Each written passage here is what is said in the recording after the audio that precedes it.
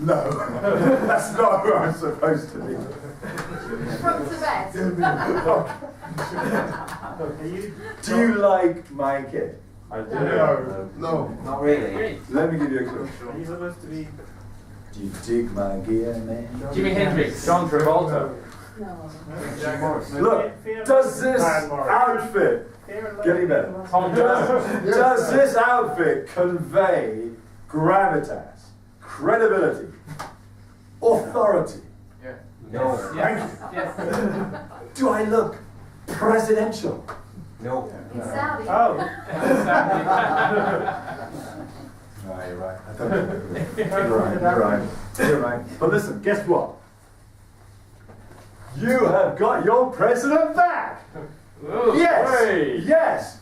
Because, ladies and gentlemen, there is one rule in what you should look like when you're speaking in public. It is a very simple rule. It is to be as well dressed as the best dressed person in the room. Yes! That is how you should dress.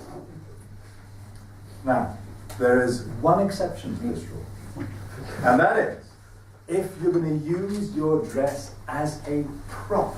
So, for example, if I've been giving a speech about the late 1960s when I was a wannabe hippie, that gear would have been okay, except you didn't even realize it was a hippie. Somebody thought it was a pirate. But you know, I would have put on a bit more effort with my hippie gear. And, you know, for another example, suppose Edda was giving a speech on the sexualization of British society in the 21st century. And she too could use a speech, a dress as a prop. She could wear a plunging neckline and a heaving décolletage. Please! I got things terribly wrong in March. So the Parents Teachers Association, my son's school, decided to have a, what do you call it? Burns night for the Scots parents in the school. And everything was going ahead as planned until the night itself, and the school got bogged down in very heavy snow. So they postponed it to 5 weeks later, and they combined it with March the 1st, St. David's Day. And they decided to invite one token Welsh parent to the event. Moi. They asked me if I'd like to sing a song or tell a tale. So I opted for both. Why not? I arrived there a little bit late, as is my work.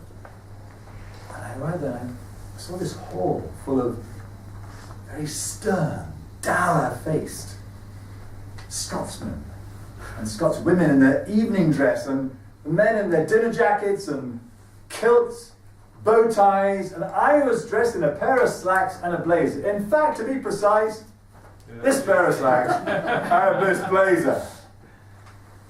I mean, I hadn't seen the original invitation, of course, which had the dress on for the Burns night, but I hadn't even bothered to find out. So I felt really bad and out of place. But I needed to worry, because after all, ladies and gentlemen, it was a Scots event. And no matter how dour-faced they looked at the start, in no time at all, the golden nectar stopped it to flow. And by the time I was on my feet, those pale, miserable faces had turned rosy and ruddy. One could almost say that I was saved by the bells.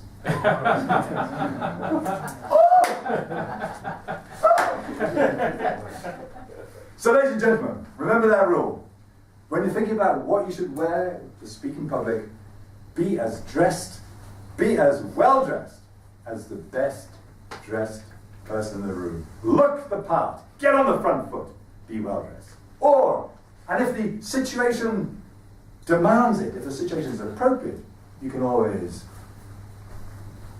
groove and be heady and be funky and be hippie.